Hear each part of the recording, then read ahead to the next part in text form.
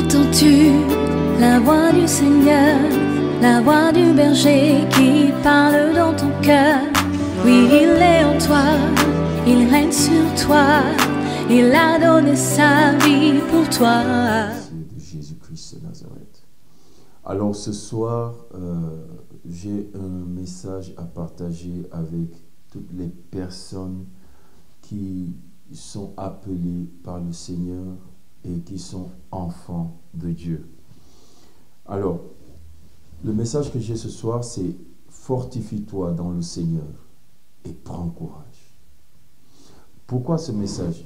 Nous vivons dans une période où nous traversons des choses et la plupart du temps, nous cherchons des gens vers qui nous tourner pour nous encourager. C'est pas mauvais de se tourner vers les hommes pour qu'on t'encourage. C'est naturellement ce qui est faisable. Mais il arrive des situations où tu ne peux plus te permettre de te tourner vers ton oncle, de te tourner vers ta tante, de te tourner vers des parents, de te tourner vers les amis parce qu'ils ne pourront pas t'aider. L'homme va seulement t'aider à la mesure de sa capacité. Et c'est ce qui fait que l'homme est limité dans sa capacité. Mais Dieu, lui, n'est pas limité dans sa capacité. Alors, nous allons lire un passage de la Bible et après, nous allons commencer ce voyage d'encouragement avec quelqu'un. Nous allons aller dans la Bible, dans le livre de Marc. Marc, chapitre 14, à partir du verset 32. Marc, chapitre 14, lisons à partir du verset. Allons même plus haut, à partir du verset 25. Alors, Jésus parle à ses disciples. Il leur dit ceci. « En vérité, je vous le dis, que je ne boirai plus de ce fruit de la vigne jusqu'à ce que le jour où j'en boirai à nouveau arrive dans le royaume de mon Père. » Et ayant chanté des hymnes, ils sortirent et s'en allèrent aux montagnes des Oliviers.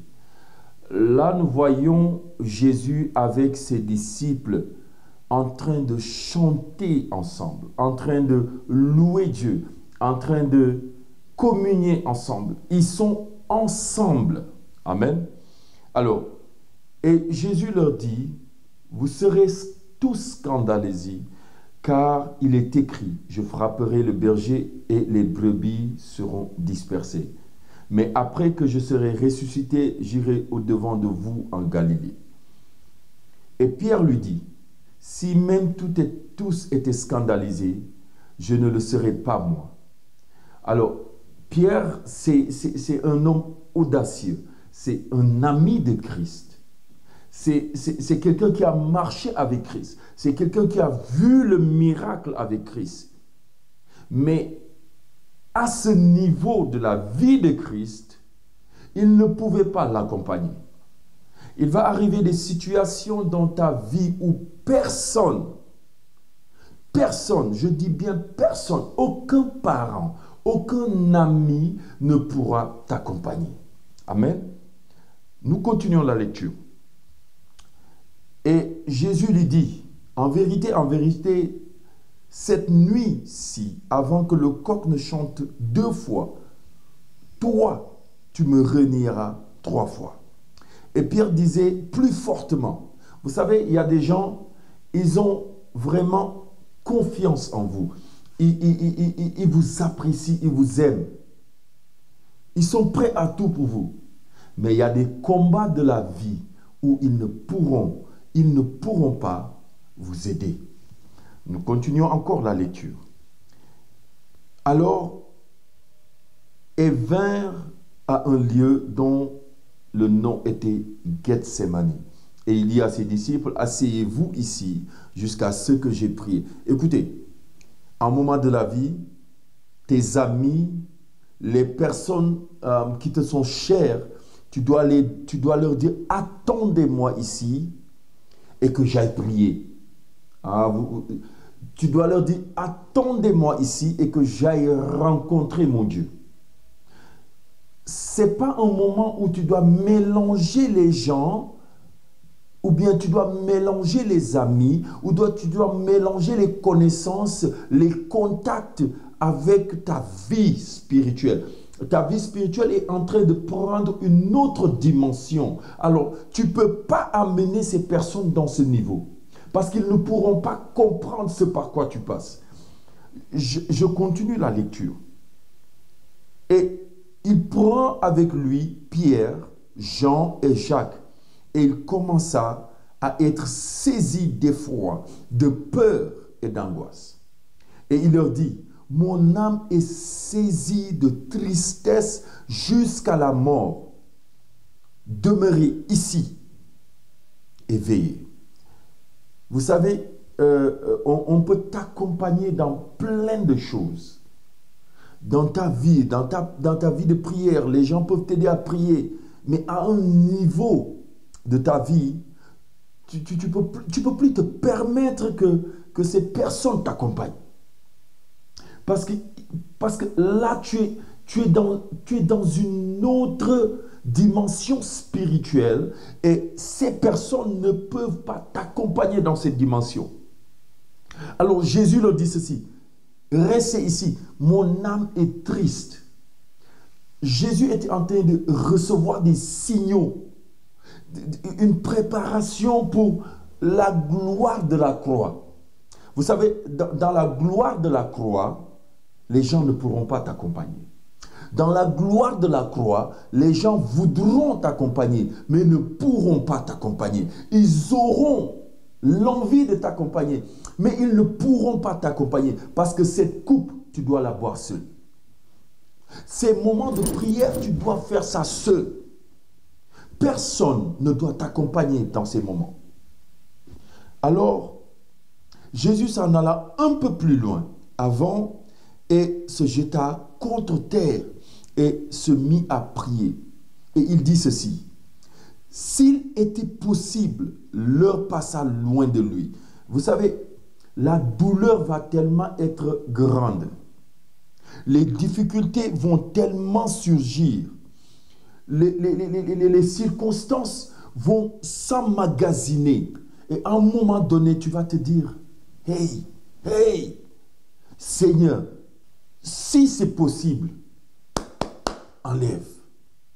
Mais écoute, Dieu ne va pas enlever ça. Vous savez pourquoi? Parce que ça fait partie du processus, du feu qui doit te rendre pur. Ça fait partie du processus de la croix. Ça fait partie du processus de la résurrection. Parce que si tu ne passes pas par ça, tu ne pourras pas mourir. Et si tu ne meurs pas, tu ne pourras pas ressusciter. Il faut que tu meurs pour que tu ressuscites. Il faut que tu passes par ça pour pouvoir aller à la croix. Rien ne doit te retenir. Tu dois traverser ça. C'est un processus. Et Dieu t'attend à ce processus. Dieu m'attend à ce processus. Je veux encourager quelqu'un. Ah Seigneur Jésus, aide-moi ce soir. Et Jésus, ayant fini de prier, il vint et trouva Pierre Simon en train de dormir. Et il lui dit, tu n'as pas pu veiller 1 heure de temps avec moi. Il dit, veillez et priez afin que vous n'entrez pas en tentation. Écoutez, quand j'ai lu ce passage, j'ai compris quelque chose. Des gens, des frères, des sœurs, même le pasteur, il peut te dire, je vais prier pour toi, je vais prier avec toi. Mais hey, pendant que tu traverses la chose, il est sûrement en train de dormir. Sûrement ton frère est en train de dormir. Celui qui t'a dit que je vais prier pour toi, sûrement il est en train de dormir. C'est pourquoi à ce niveau de ta vie, à ce niveau de ta progression, à ce niveau d'approche de la croix et de la résurrection, tu ne peux pas dépendre de la prière des autres. Tu ne peux pas dépendre de la prière des autres. Écoutez, je pensais à un truc. Quand ta voiture est en panne, tu peux emprunter une autre voiture et conduire cette voiture. Quand ta maison est détruite, tu peux habiter dans une autre maison. Tu peux emprunter une maison. Quand tu as des habits qui sont déchirés, tu peux emprunter un pantalon. Mais quand ton corps est malade, tu ne peux pas emprunter le corps de ton frère pour marcher avec ça. Quand ton corps est sur le lit cloué à cause d'une maladie quelconque, tu ne peux pas emprunter le corps de ton ami, de ton frère, de ta soeur, même ton pasteur qui t'aime, il ne peut pas te prêter son corps et se coucher à la maison parce que son corps est pour lui. Tu peux, à un moment donné, c'est toi qui dois avancer. Écoutez, David est arrivé à un niveau de sa vie. Ils ont volé sa femme, et ses femmes et ses enfants, et tout le camp était dans les tumultes et dans les pleurs. Même les gens qu'il a aidés, qu'il a formés, ont voulu le lapider. Et la Bible dit ceci. On va lire ce passage. Arabashaka. La Bible dit, dans le livre de 1 Samuel chapitre 30, verset 6, on va le lire, 1 Samuel, chapitre 30, verset 6, on aura bientôt fini. 1 Samuel, chapitre 30 et verset 6, la Bible dit ceci. Verset 6. Et David fut dans une grande détresse, car le peuple parlait de le lapider. Écoute, ce n'est pas vos femmes seulement, on a volé aussi les femmes de David. Ce n'est pas vos enfants seulement qu'on a pris aussi les femmes de David. On a pris les enfants de David. Mais les gens disaient qu'ils vont le lapider. Et j'aime ce que David a fait. David a dit ceci. Chacun à cause de sa fille et à cause de ses filles. Et David se fortifia, pas dans un de ses généraux, pas dans un de ses puissants guerriers. La Bible dit qu'il avait des puissants guerriers qui étaient prêts à donner leur vie. Et là, on voit des personnes qui étaient prêtes à donner leur vie, qui veulent lapider celui pour qui ils voulaient donner leur vie. Écoutez, vous savez, les hommes sont changeants par rapport à ceux qui les arrangent. Alors, tu ne dois pas dépendre d'un homme à ce niveau. Alors, David dit à Abiathar, le sacrificateur fils d'Ahimelech, je prie, apporte-moi l'éphod. Il mit l'éphod et Abiathar apporta l'éphod. Et David interrogea l'Éternel disant, poursuivrai-je cette troupe? Écoutez, David n'a pas interrogé un de ses généraux, parce que ces généraux étaient vraiment des hommes qualifiés. Si on parle de qualification, ces gars, c'était des gars qui sont nés dans la guerre, qui ont grandi dans la guerre, qui ont eu des difficultés, qui ont survécu dans la guerre. Vous pouvez leur demander quelque chose. Mais David est parti, la Bible dit, il a consulté l'Éternel. Mon frère, dans ta situation, ma soeur, dans ta situation, mon oncle, dans ta situation, ma tante, dans ta situation, mon père, ma mère, dans ta situation, écoute ceci, consulte l'Éternel. Parce que c'est tellement difficile qu'un homme ne peut pas t'aider. Consulte l'Éternel. Écoute, il arrive à un moment dans la vie où ta vie personnelle avec le Seigneur, tu dois prendre la décision de dire, écoute, il n'y a plus de chemin d'échappatoire, il n'y a plus d'échappatoire, tu ne peux plus fuir. Jacob, je vais finir avec ça. Jacob est venu à un point dans sa vie où il ne pouvait plus fuir. Écoutez, Jacob, c'était le gars le plus rusé que la Bible puisse citer. Jacob était rusé. Depuis le ventre de sa mère, Jacob est rusé. Il a trompé son frère, il a trompé son père, il a trompé son oncle, il a trompé... En fait, lui, c'est le chef des trompeurs. Mais arrivé à une situation dans sa vie, il a dit ceci. Hey, que tout le monde parte. Il faut que j'aille voir le Dieu de mon père. Il faut que j'aille voir le Dieu d'Abraham, le Dieu d'Isaac et le Dieu de Jacob. Ça, j'ai connu ce Dieu par eux, mais là, je veux le rencontrer. Jacob, c'était sa deuxième fois de rencontrer l'Éternel. Pour la première fois, c'était à Bethel. Mais il n'avait pas vu l'Éternel. Il savait que l'Éternel existait à ce moment-là. Mais à un niveau donné de ta vie, tu dois le rencontrer, pas savoir qu'il existe. Savoir que l'Éternel existe est une bonne chose, mais le rencontrer, c'est encore meilleur et ça va transformer ta vie. Jacob dit, je ne te laisserai pas partir, ô Éternel, jusqu'à ce que tu aies béni mon âme.